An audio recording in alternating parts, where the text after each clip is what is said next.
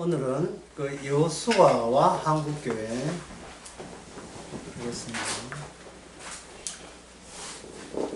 그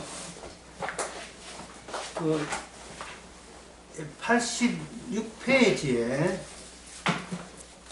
그 위에서 세 번째 보게 되면 정복과 심판은 한 사건이다. 심판 없이 정복이 이루어지지 않으니까 한 사건이죠. 정복은 심판이며 심판은 죄악된 하나님에 대한 보복이다. 이렇게 시작하고 있습니다. 이것은 여호수아를 앞장서서 하나님께서 이 세상에 대해서 그러니까 고발을 하려고 하시는 의도가 있습니다. 그냥 인간끼리 그냥 평화롭게 사는 것은 인간들 생각이고, 천지를 만드신 하나님께서는 인간끼리 평화롭게 사는 것을 그걸 진정한 평화라고 간주하지 않습니다. 살 자격도 없으면서 자기들끼리 산다는 것에 대해서 나는 방치하지 않겠다. 공격하겠다. 이렇게 된 거예요. 왜 그러냐면은 인간과 인간끼리 살면 인간과 인간끼리 모이면 여기서 뭐가 나오냐 하면은 하나님 보시기에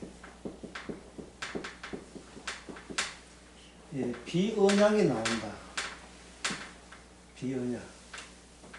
언약이 아닌 것이 나오기 때문에 언약적 하나님께서는 이걸 방치하지 않고 고발하시는 거예요.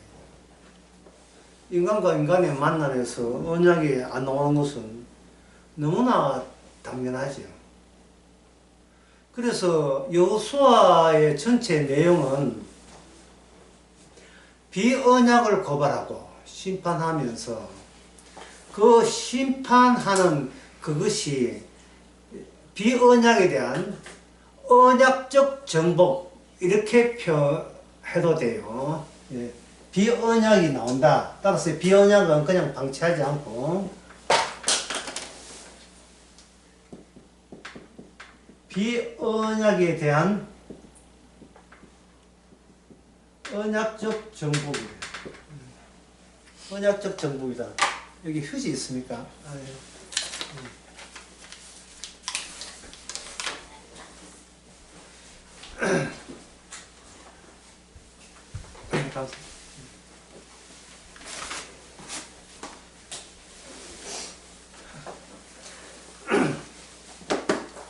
비언약에 대한 언약적 정복에 나섭니다. 그러니까 그런 당하는 입장에서, 당하는 비언약의 입장에서는 상당히 생뚱맞는 공격을 받고 있는 거예요. 인간과 인간끼리의 다툼이나 전쟁이라 하는 것은 언약을 배제하고 비언약과 비언약 사이의 다툼과 영토 분쟁이다 이 말이죠. 영토 분쟁이 됩니다. 그러니까 이것은 뭐냐 하면은 무기와 권력과 숫자의 싸움, 그걸로 승자와 패자가 나뉘어지는 겁니다.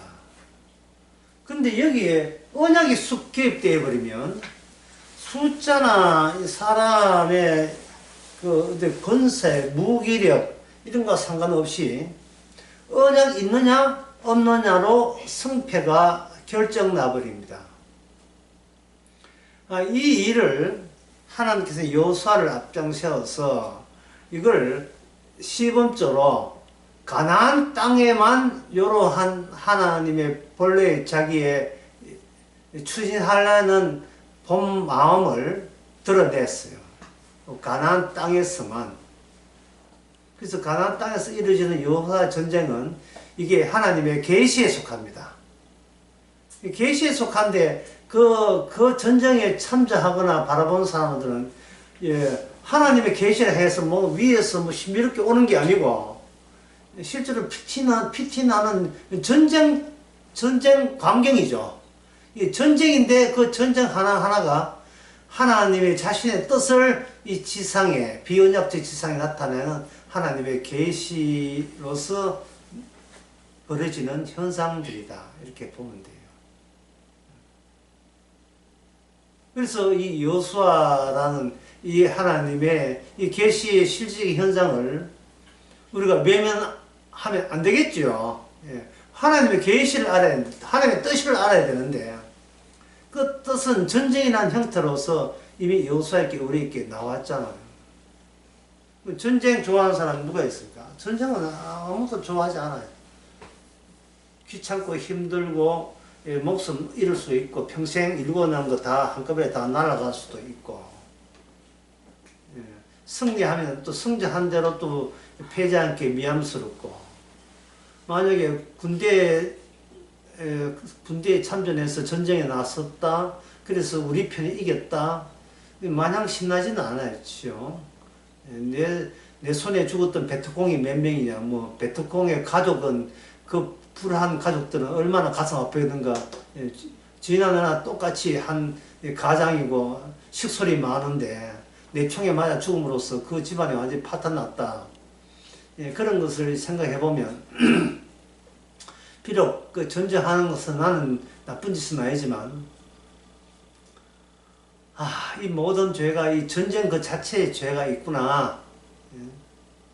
그런 식으로 자기 변명은 하지만 마음은 이렇게 편치 못하죠.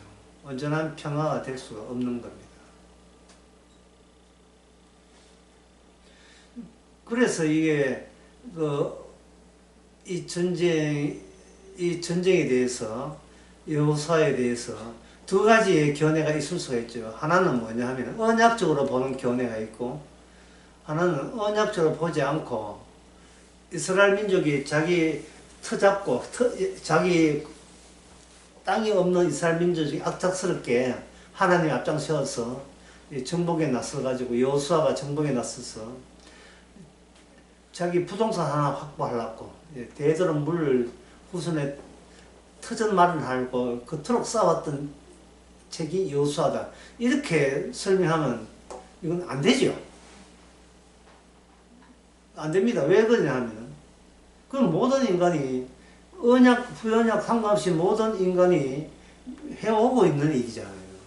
그게 무슨 그 하나님의 뜻입니까? 인간의 뜻이죠. 그래서 이 여호수아는 인간의 뜻을 하나님이 어떤 식으로 하나님의 뜻으로 이게 바뀔 수 있도록 어떤 조치를 하시는가. 그게 여호수아의 핵심에 다가서는 방식입니다.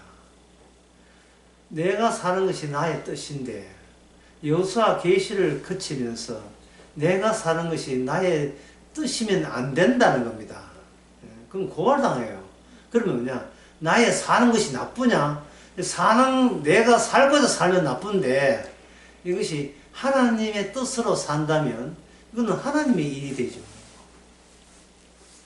사람들의 약점은 여러 가지 있겠습니다만, 우리가 그 점을 한번 생각해 보세요. 한번 적어볼게요. 왜 자꾸 하나님의 일을 생각한다 하면서도 어느새 그게 나의 일로 돌아오느냐.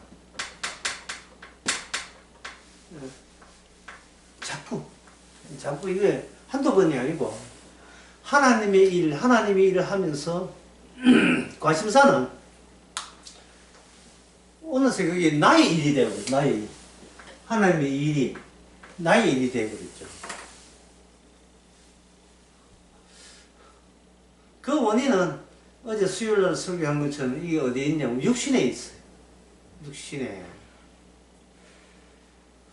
그래서 주님께서는 언약을 어디에 관여하겠습니까? 이 원인이 우리 육신에 있기 때문에 언약을 어디에 관여하겠어요? 우리 육신에 관여해서 우리의 일을 하나님의 계시로, 언약적 일로, 하나님이 벌리시는 일로 예, 전환하겠죠. 예. 그러면 방금 제가 그 육신화 말을 했는데, 이게 오늘의 용어는 같은 육신이지만 뜻을 바꾸겠습니다.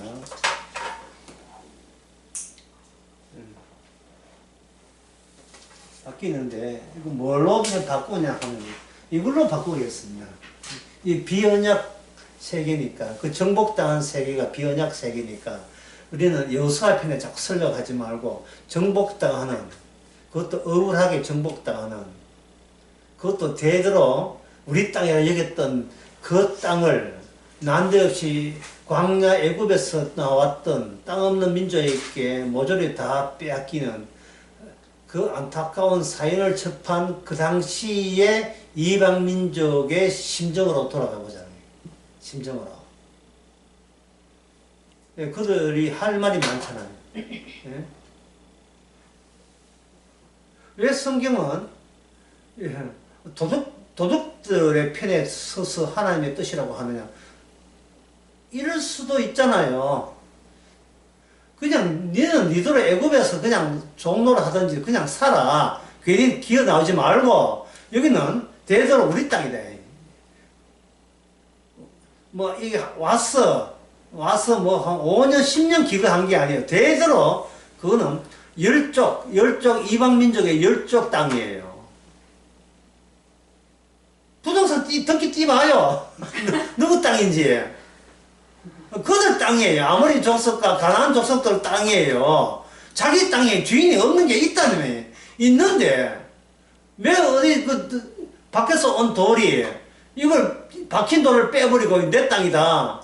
일방적으로 이거는 우리 조상 아브라함이 하나님 약속하시는 거야. 이래 밀고 나오니까 니만 신 있나? 우리는 뭐 신 없나? 뭐 우리는 뭐 신을 동원하려고 빌리가 없는 줄 아느냐? 이래 나온다면 어떻습니까? 인간은 각자 자기 이야기 할 일이, 할 말이 다 각자 지니고 살지요.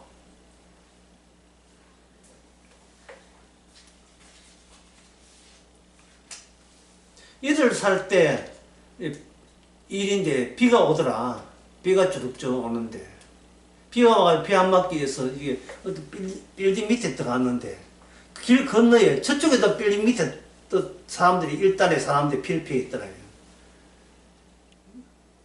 그걸 보고 모든 인간은 1인칭의 다수라는 것을 알게 되었다는 거예요. 누가? 한강이. 한강 작가가 예. 노벨상 시상식에서 한 그 4분짜리 그 연회에서 그 인상을 해서 그런 이야기 했어요. 1인칭들이 다수 1인칭. 그걸 다의적 의미는 하나가 고집하면 이거는 국가적 폭력이 되니까. 민주주의는 뭐라고요? 민주주의는 그 1인칭 다수들의 의견을 다 옹호하고 그것을 될 수 있는 대로 반영해서 누구도 누구의 주인이 될 수 없고 각자 스스로 주인이었던 자를 주인으로 대우하는 그러한 체제. 그게 민주주의 아닙니까? 예? 그게 민주주의 아니에요. 계엄은 왜 해가지고 하느냐? 우리는 민주주의 국가다. 예, 헌법에 나온다. 우리는 자유민주주의 공화국이다. 누구 하나 통치하는데 매여서 하는 그런 전체주의 독재국가 아니다. 그렇게 이야기하거든요. 이것을 한마디로 세자로 하면 뭐라고요? 비언약. 이게 비언약. 그 비언약을 하나님이 그냥 방치한다고요? 아니죠. 고발하고 심판한다. 이게 하나님의 뜻이에요. 하나님의 뜻이에요. 인간아, 네 본색 다 드러내. 내 하나님이 내 본색 들어서 너를 쳐줄 거야. 이게 충돌이죠. 이게 전쟁입니다. 그 전쟁이 여호수아 전쟁이에요. 그러니까 여호수아 전쟁, 하나님의 계시를 알기 위해서는 개인의 가치와 의미를 위해서 어떤 노력을 하고 어떤 수고를 하고 있는가를 그걸 모르면 안 되겠죠. 그걸 파헤쳐야 되는 겁니다. 그래서 언약은 비언약을 노출시키면서 일한다는 그런 방정식, 공식이 성립되는 거예요. 그러면 그 토착민들, 그 비언약 사람들이 나는 나대로 그냥 살 테니까 당신이 뭐 하나님을 믿든 여호와를 믿든 나는 모르겠고 나는 내대로 살 테니까 당신도 여호와 믿고 당신대로 그냥 조용하게 살아. 예? 자, 부탁한다 정말. 우리 공격하지 말고 라고 나왔을 때 이스라엘 사람들은 뭐라고 대꾸해야 돼요? 답변해야 돼요. 그 비언약 사람들이 토착민들이 그런 이야기 할 때 그게 얼마나 설득력 있는 이야기입니까? 수많은 1인칭들이 있으니까 니는 네 2인칭 해, 난 내 1인칭 할 테니까 이게 얼마나 반박 여지가 없는 굉장히 합리적인 사고방식이에요. 여기에 대해서 여러분들이 이스라엘 여호수아하고 이스라엘 사람이라면 뭐라고 반박하겠습니까? 조용. 질문을 했는데 조용. 뭐라고 반박하겠어요?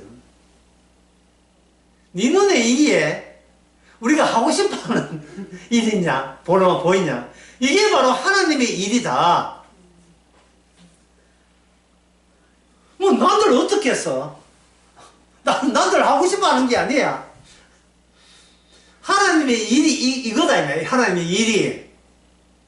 따라서 너희들이 그냥 조용하게 살아. 너는 이대로 살아. 나 살아. 이거는 우리가 하나님을 대할 때 우리도 너하고 같은 마음이라. 하나님이요 좀 건들지만 좀 가만 놔 두세요. 그냥. 예. 하나님 잘 섬길 테니까 내가 노력하고 애쓴 만큼 그냥 수복하게 평화롭게 살도 그만 좀 놔둬요. 이게 이스라엘 사람들이 여호와에게 하고 싶은 이야기예요. 모세와 아론이 애굽에 찾아왔을 때 그 모세와 아론에 대한 존재에 대해서 누가 반대 의사를 드러냈습니까? 애굽 사람들이에요? 아니죠. 그 히브리인들이 모세와 아론을 반대했어요. 좀 거들지 말았고, 예? 살던 대로 그냥 살게 좀 내버려 둬놨고. 우리가 잘 살았는데 여기 갑자기 노선을 돌변하는, 우리가 감당하기 곤란한 어떤 프로젝트를 제시하면 뭐 우리 보고 뭐 어떡하란 말이죠. 예? 미리 대비한 것도 예비한 것도 아니고 준비한 것도 아니고 이걸 가지고 하나님의 계엄령이에요. 아무 대책도 없는데 뭐 이거 하나님 일방적으로 선언해가지고 나가자. 실패하면 다 죽는다. 아니 실패해서 죽을 확률이 높은 그것을 내가 따를 이유가 없지 않습니까?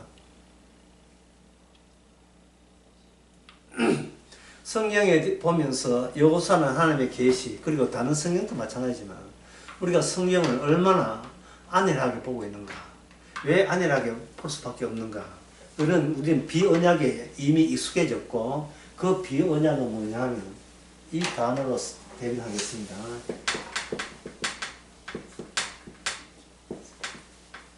개인적 감정. 수요일날은 육시라고 했지만 오늘 달리 표현하겠다. 같은 뜻인데 달리 표현하네. 인간은 자기 감정에 울고 자기 감정에 웃고 그게 전부예요.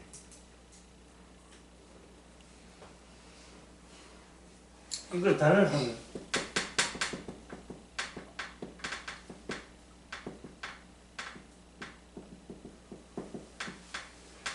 자기 감정에 대한 예민함. 자기 감정에 대한 예민함. 십자가 복음 듣고 십자가 앞에 내가 죄인 맞습니다. 막 눈물 뜰줄 흘리면서 맞습니다. 천하의 죄는 나밖에 없습니다. 근데 동서가 왔다가 동서가 형님 이번 김장 맛없더라. 예? 무슨 젓갈로 그래 봐요. 뭐 전화도 없이 허요. 이게 뭐 훅 치고 들어왔을 때 조금 전까지 십자가 앞에 하는 게 다 어디 가버리고 내가 고추가 쳐라 했어 안 했어? 갑자기 개인 대 개인의 투쟁, 비언약 대 비언약 투쟁으로 졸지에 하나님이 이런 언젠가 벌써 날아가 버리고 자기 감정에 충실해, 비언약이 충실하죠. 도저히 인간으로서는 자기의 감정, 자기의 예민함을 스스로 떨쳐버릴 수가 없습니다. 그래서 인간은 감정에 좀 어욕하면 여기서 뭐가 빠져나가면 CO2 빠져.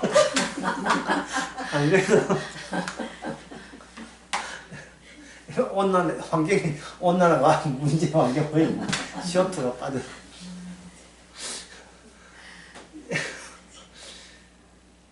그렇지 않아도 인간들은 감정적인 존재에 이렇게 푹 젖어 있거든요. 이걸 저는 유니트, 이건 유니트, 이건 단위. 어떤 단위? 소단위. 인간은 어린애도 특히 어른들 보기 마찬가지잖아요. 어린애가 고민하고 걱정하고 거기서 개인적인 감정을 터뜨리고 발산하고 스스로 참는 그 단위가 보세요. 그 유니트가 굉장히 좁아요. 굉장히 좁다고요. 아무것도 아닌 국제평화와 전혀 관계도 없는 거. 국제평화와 관계도 없는 거. 구슬딱이 한 개 잃었다고 그거 때문에 울고불고 난리도 아니죠. 운다는 것은 감정이 휩싸였다는 거예요. 근데 그 감정에 눈물 나게 한 그 원인을 조사해보면 국제관계, 우크라이나 전쟁하고 관계없어요. 시리아 함락하고 전혀 관계없습니다. 그 단위가 어떤 단위예요? 굉장히 좁혀진 단위죠. 그래서 하나님께서는 이스라엘을 애굽에서 그들은 살았어요. 완전히 애굽 사람이에요. 모든 감정적인 것이. 노예가 힘들지만 뭐 팔자인데 어쩔 수 없이 이 정도예요. 그냥 힘든 외부 환경에 대해서 내부적 감정으로 그 달래는데 그게 발달된 그런 감정을 가지고 있는 자들이 출애굽 당시 전에 히브리인들이에요. 그 히브리인들을 주님께서는 유니트가 작지 말고 유니트가 어느 커야 되냐면 이 눈에 보이는 세상보다, 세상의 유니트보다 더 크게 능가하는, 그 초과하는 유니트의 백성을 되기 위해서 하나님께서는 유월절 사건으로 나서기 시작한 겁니다. 유월절 사건으로. 그 유월절 사건을 하면서 유월절 어린 양의 취지를 계속 동행시킨다는 이야기는 지난번에 신명기와 한국교회 할 때 제가 했습니다. 어디 가도 유월절의 취지에서 벗어나지 않는다.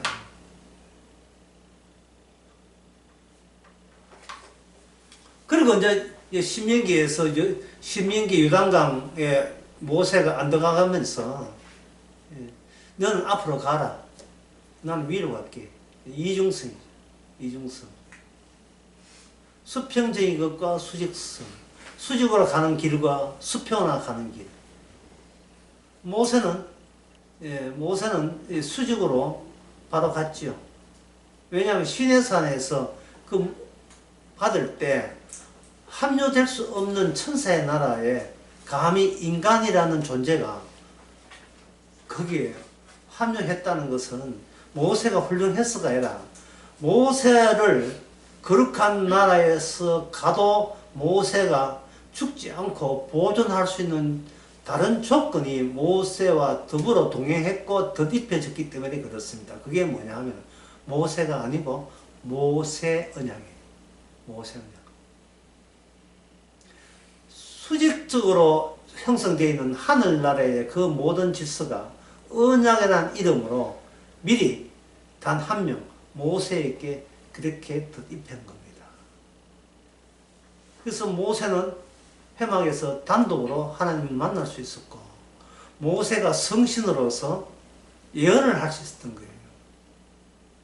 그럴 때 다른 사람 그 모세의 뜻에 의해서 그 족장들이 예언을 할 때 사람들이 아니 족장들도 뭐 예언을 합니다 하니까 모세가 하는 말이 앞으로 모든 이스라엘 백성들은 이와 같이 수직적으로 하나님의 성신으로 하나님의 계시를 말할 수 있는 그때가 되기를 하나님께서는 이미 계획 잡고 있다고 이야기해요.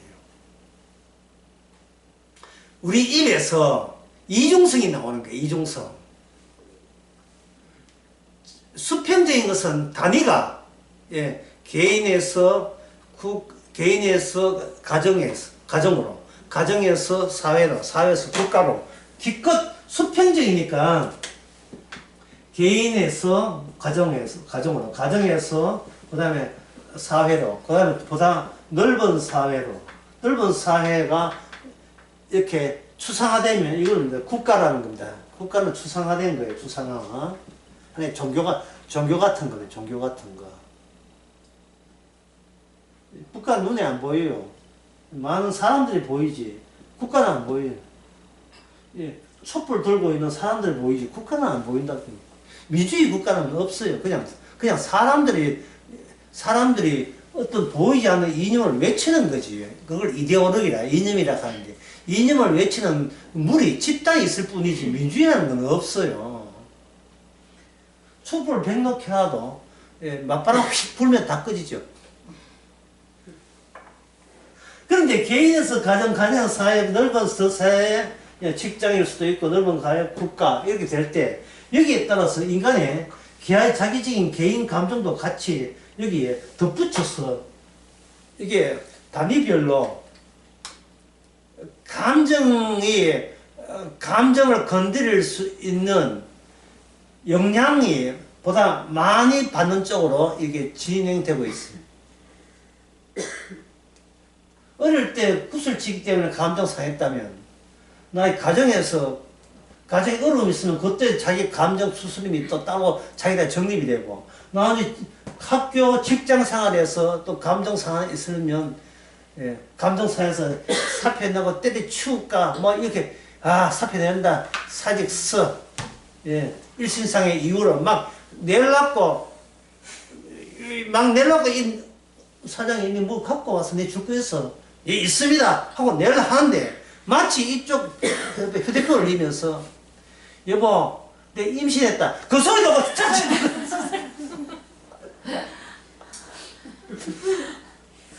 오늘 사모가 임신했다 이 소리도 이거 속도 하고요 사실은 기쁜 소식 전하려고 사장님 찾아와서 이 딴 소리를 그러니까 이 개인적 감정은 본인이 결정하는 게 아니고 피동적으로 주위 환경에 따라서 살기 위해서 살아남아야 된다는 욕구 때문에 그때마다 감정 조절을 해서 형성되는 거예요. 감정 조절로.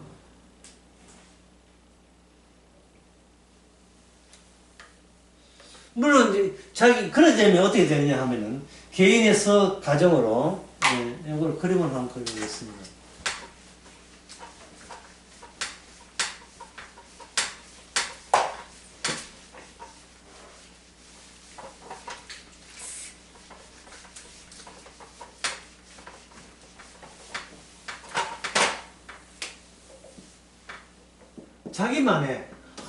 자기만의 사소한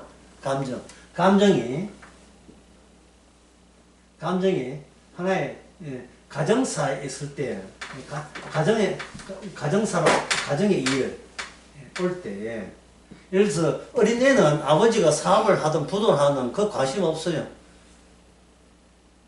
유치원에 가서 친구한테 자랑거리 있으면 되는 것이지 이제. 아버지가 사업이 뭔고 부도가 뭔지 그 개념조차도 못하는데 좀 커서 아버지가 사업이 어렵다 부도 난다 이렇게 하게 되면 그러면 이 집 이사해야 돼 이제 이사가면 지하방으로 들어가야 돼 이래 된다면 여기 개인의 감정은 이 개인 감정 단위 1은 단위 2에 의해서 핍박을 받게 됩니다. 감정을 억눌러야 돼요. 이게 어릴 때 내 마음껏 이층집에서 놀았던 예, 넓어떨어서 살던 사업 번창해가지고 돌아가면 주위에 나가면 부잣집 도련님이라는 소리를 듣던 그 감정은 내 심청이 아래쪽으로 이렇게 강제로 묻히게 돼요. 근데 없어지지 않아요. 없어지지 않고 위에 새로운 감정, 이 어려운 가정 환경에서 나는 공부를 계속 하냐 마냐, 그럴수록 나는 공부를 잘해서 부모를 기쁘게 해줘야지 하는 새로운 적응에 대한 감정이 여기 위에 겹쳐지는 거예요. 겹쳐지죠. 여기 개인적인 감정에서 언어 사용을 하잖아요. 근데 가정에 풍지박산 났을 때 여기 필요한 내가 뭔가 기여를 해도 보탬이 되려면 돈 벌 수 없지만 공부라도 열심히 해서 장학금에 타겠다는 새로운 그 언어 사용이 나오겠죠. 언어 사용.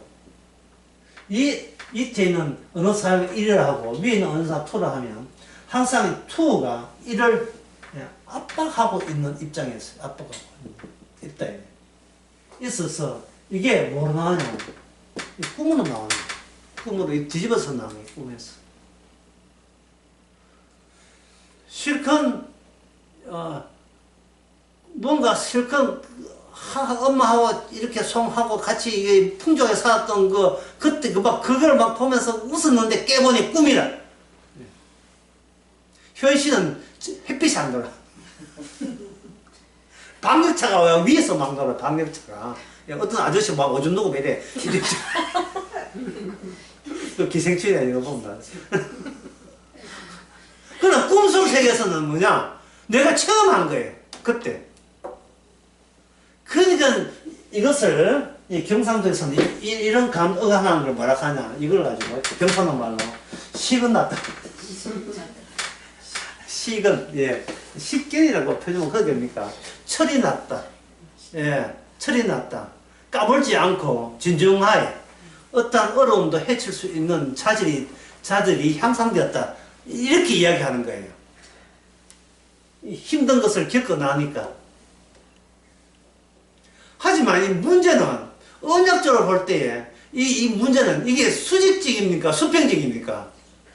수평적 자체 비언약의 범위를 넓혀 간다는 것 뿐이에요. 나를 변화시키지는 않아요. 나를 변화시키는 것이 아니고 내가 세상 체험을 넓히면 넓힐수록 내가 도저히 나는 양보하지 못할 그것은 계속 어느 누구한테도 들키지 않고 계속 내 마음의 지하 깊은 곳에 내가 강제로 눌려야 돼요. 강제로 눌러야 된다고요. 참아라. 언제는 우리 집안 피를 때면 옛날처럼 엄마 아빠 모시고 잘 살 때 있을 것이다. 계속 억누를 수밖에 없어요. 하지만 나중에 자기가 좀 살기 나아져서 다시 좋은 집 사가지고 가봤자 그때 엄마 아빠는 내 어릴 때 알던 나로 하여금 기쁘게 해준 엄마 아빠가 아니에요. 왜? 연세가 들었으니까. 골골하니까. 약값이 계속 변하니까. 요한번에 내가 내 생활을 중단하고 찾아봐야 되니까 귀찮아 죽겠어. 귀찮은 대상.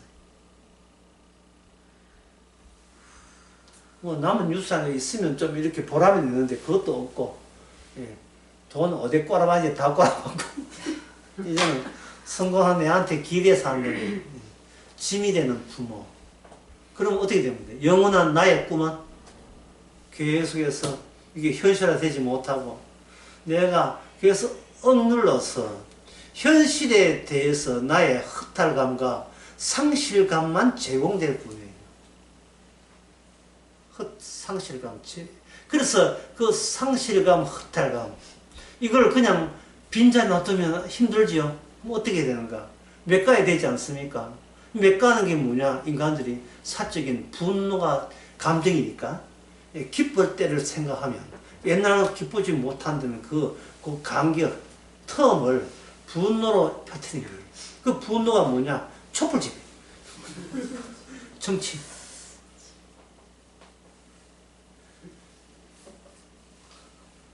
뭐 정치에 대해서 뭐 말하고 이건 속에 내가 원하는 내가 지금 안 돼서 내가 지금 화딱지 난다는 다른 표현이 내 인생에 만족 못하는 다른 성질을 내고 있는 거예요. 왜냐하면 인간은 언어는 항상 내 깊숙이 있는 내 상처를 트라우마를 안 들키도록 계속 덮는 감추는 기능을 현재 요런껏 새로운 언어 체계를 가지고 추가시키고 있으니까요. 그러면 결국 수평적인 해결이 난다, 해결 안 난다. 해결이 안 나요. 예. 그리고 계속해서 남에 대한 원망은 끊어지지 않아요. 남에게 원망한다는 것은 이상하게 내가 불안하다는 거예요. 해답이 없는 존재의 특징은 불안한 거예요. 정답이 없으니까 그 정답을 미흡한 그것이 나의 해코지하지 않는가. 그래서 사람들이 수평적 자기 감정을 계속 유지하면서 성경 공부도 나온다고요. 왜 나오죠? 자기의 결핍을 혹시 메꿀 수 있을까? 나오는데 복음은 어떻게 합니까? 복음은 수직적이잖아요. 이중성. 수직적이고 언약을 이야기한다고요. 언약을 이야기하니까 내가 꼬깃꼬깃 감추었던 나는 이건 그 수치는 나는 내가 만든다. 별터. 내가 알아서 내가 만든다는 이 하나님 없이 내가 만든다는 이 본색이 복음이 전하면 어떻게 됩니까? 이게 들키죠. 들키면 예시하고 안 나오죠. 나부터 안 나오는 거예요. 나는 행복하기를 원하는데 내 꿈이 채워지기를 원하는데 그 꿈을 채워지기를 원하는 그것이 바로 지옥의 본성인 것을 복음은 봐주기 없기 그냥 고발해버립니다. 말씀으로 행복하자. 아프지 말고. 그게 됩니까? 그게 말이 안 되죠. 그러면 여러분들 제가 이렇게 하면 그러면 이 유니트 단위를 아예 세상을 한꺼번에 막 다 탈피한 사람 그런 사람이 있습니까? 이래 이제 좀 항의 쪽으로 할 거예요. 그럼 저는 있습니다! 라고 이야기하죠. 누굽니까? 기생나합이죠. 요수아에 기생나합 나오잖아요. 기생나합이 이방 여인이면서도 직업도 별로 좋지 않으면서도 그 사람의 세상 보는 유닛가 단위가 이 수평적 모든 세상 단위를 초월해버렸어요. 다시 말해서 이 마지막에 어딨노? 개인, 가정, 사회, 더 넓은 사회, 국가, 다른 말은 민족이죠. 그 당시에는 민족. 이 전체를 뛰어넘는 시선으로 여호수아에게 이스라엘에게 일어나는 상황을 보고 있었던 겁니다. 이것을 가지고 야고보서 2장에서 이걸 믿음이라고 이야기하는 거예요. 믿음. 자, 그러면 여기서 문제 하나 나옵니다. 이 기생나합과 아브라함의 공통점은 이 무지는 아무도 뭐하지 수동에 나와서 아무도 뭐하라 맞힐 것 같아. 이 킬라 문항이다. 기생나합과 아브라함의 공통점은 같은 점은 무감정적이라는 사실. 무감정적. 사실만 보고 끝. 그동안 내 내부나 외부, 그동안 내 인생에 깊숙이 자리 잡은 이 모든 것을 일거에 주님의 사건에 의해서 그 앞에 자신에서 미리 항복을 선언해버린 거예요. 항목을. 나는 독자 이삭을 사랑한다. 그런데 일거에 하나님은 그 사적인 감정, 가정 유니트, 단위를 뛰어넘는 지시를 해버려요. 네 이삭을 잡아 죽여라. 제가 왜 갑자기 난데없이 기생 라합과 아브라함을 그렇게 반칙처럼 뜬금없이 연락하십니까? 연결시킵니까? 이래 하신다면, 이건 제가 연결한 게 아니고, 야고보서 2장이 그걸 언급을 해요. 행함 없는 믿음은 거짓 믿음이다 하면서 여기 두 사람 예를 들잖아요. 행함 없는 믿음은 그런 것은 귀신 듣도 믿는 믿음이라 해요. 행함 없는 믿음은 귀신 듣도 믿음이다. 그 행함 없는 믿음은 그 자체로 죽은 것이라 야고보서 2장 17 나오면서 그 예가 두 사람의 예로 나오죠. 하나는 23절 아브라함 나오고 또 하나는 기생 라합 나옵니다. 그럼 여기서 기생 라합과 아브라함의 공통점을 찾는 것은 마땅히 우리가 알아봐야 될 숙제지요. 마땅히 시대를 초월해서 전혀 하나 상관없는, 하나는 이방 사람이고 하나는 하나님의 약속에 택한 민족인데 어떻게 그 택한 민족과 이방인이 서로 공통점을 가질 수 있느냐. 여기 좀 설명을 더 하면 이렇습니다. 아브라함이 이삭을 바쳤는데 그것이 아브라함 언약을 했죠. 아까 잊어버렸습니까? 모세가 일개 죄인 주제에 감히 천사가 나팔 불고 있는 그 하나님과 함께 하나님이 계시는 시내산 꼭대기에 올라가면서도 이게 생존해 있다는 것은 여기는 모세 곁에 뭐가 있기 때문에 모세를 뭘로 보호하기 때문에 모세 언약이 보호하는 거예요. 지금 새 언약이 여러분을 보호해 주는 겁니다. 무슨 복을 더 원하십니까? 보호하실 거 다 보호해 줬는데 무슨 정권 바뀌기를 원하고 그런 걸 시잘데기 없는 그런데 왜 신경을 쓰십니까? 보호도 안 되는 걸. 그게 모세 언약이거든요. 그러면 아브라함 언약 이삭 바친다는 그것이 무슨 그게 모리아산에서 그렇게 했다 이 말이죠. 자, 그렇다면 이 아브라함 언약이 계속해서 수직적인 요소가 수평 인간 역사는 수평에 계속 진척해요. 진척하면서 아브라함 언약이 이삭 언약이 야곱 언약으로 계속 밀어붙입니다. 야곱 언약이 12아들 나오고 12아들 가운데 레위지파의 모세 있으니까 계속 나오는데 그 나오면서 출애굽기 3장 16절에서 그 모세가 하나님 떨기나무에서 대화하면서 모세가 물었죠. 하나님 이름이 뭐라고 이야기해야 됩니까? 그건 제가 주일 5월설 그때 했어요. 지상에 내려온 존재는 반드시 이름을 지녀야 된다는 거. 그러면 지상에 오신 하나님은 어떤 이름으로 이게 불려져야 그 본질과 일치됩니까? 이런 뜻이. 그때 하나님 하시는 말씀이 나는 아브라함과 이삭과 야곱의 언약으로 왔다는 거예요.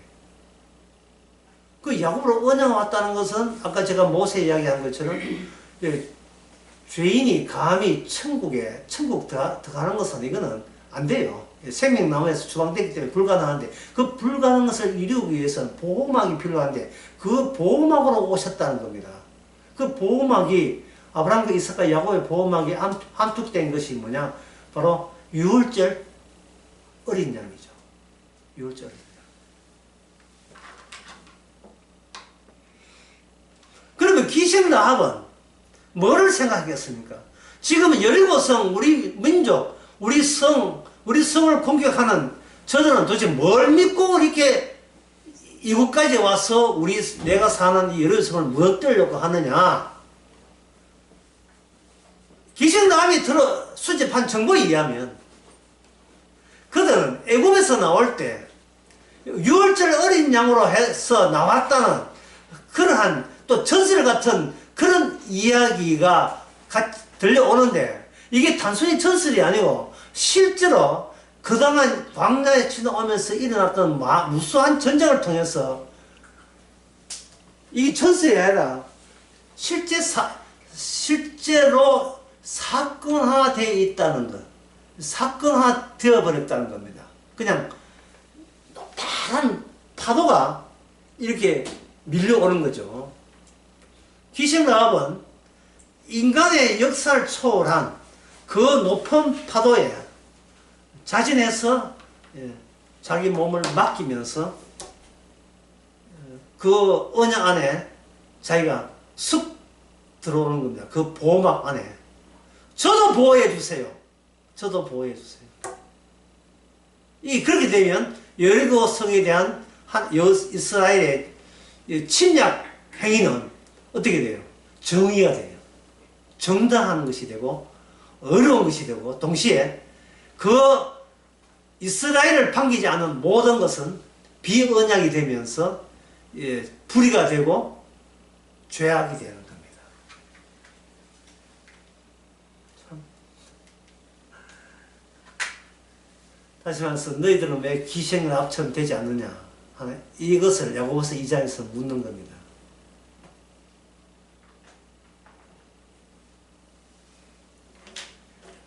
단위를 생각하는 감정 단위를 세상을 뛰어넘는 단위에서 자신의 감정이 새롭게 정립돼야 되고 언어가 정립돼야 돼요. 세상을 뛰어넘는 시선에서 이 눈에 보이는 이 단위, 눈에 보이는 세계 단위를 뛰어넘는 그 소식을 듣기를 바랍니다. 그러면 어떻게 되냐? 내가 나를 만드는 것이 아니고 기생라합이 알고 있던 것은 뭐냐? 하나님이 친히 새로운 나를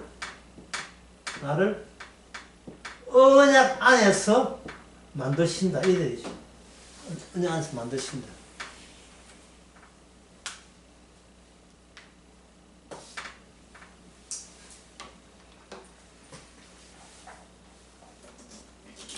그러면 그런 차원에서 기생라합과 정반대되는 사람이 여호수아에 또 등장합니다. 들어는 봤나요? 이름이 아간. 아간이 생각하는 유니트, 감정의 유니트는 어떤 단어입니까? 여리고성 동일한 사건이에요. 여리고성 정복 사건, 동일한 여리고성 사건에서 기생라합은 이방인이지만 구원을 받았잖아요. 붉은 줄로. 그런데 그 여리고성 때문에 저주받은 자가 있죠. 돌무디가 된 거예요. 그냥 광야에 흔한 돌, 그 속에 니는 돌멩이보다 더 못해. 그냥 묻히게 만드는 사건. 아간은 어떤 생각을 하고 있었습니까? 그 여리고성에서 건져낸 전리품 중에서 자기가 괜찮아 보이는 것을 몇 가지 중요한 물건을 뚱쳤지요. 훔쳤다 이 말이죠. 근데 우리가 아간 입장을 생각해 봅시다. 이게 훔친 겁니까? 자기 노동의 대가를 얻은 겁니까? 아간이 자기가 모든 전리품을 다 갖겠다고 욕심낸 거예요. 아니죠. 자기가 수고한 만큼 이 정도 챙겨도 나는 괜찮다라고 생각하는 겁니다. 그러니까 아간의 문제점은 그 생각하는 유니트가, 단위가 좁지요. 뭐냐? 개인적인 게. 이 개인적 그 단위에서 본인이 벗어나지를 못해요. 그러니까 아무리 하나님의 언약이 하나님이 함께 있어도 그 개인이 살아있는 한 그것은 바깥 단위를 그 개인은 받아들일 수가 없는 겁니다. 그런데 이상한 것은 그 아간이 잘못됐으면 아간의 개인을 잘못됐으면 그냥 아간이 나중에 네 훔쳤지 처벌한다 교수가 이러면 될 문제를 하나님께서는 그 다음에 그 정복할 아이성을 계속 정복해가면 고발입니까? 아이성에 대해서 이스라엘이 패배하게 만들었던 거예요. 아니 그 잘못한 사람은 그 쫓기 좀 뽑아내고 나머지 사람은 그냥 정복하면 되잖아요. 그런데 왜 그 징계를 멈추느냐? 10분 후에 말씀드립니다.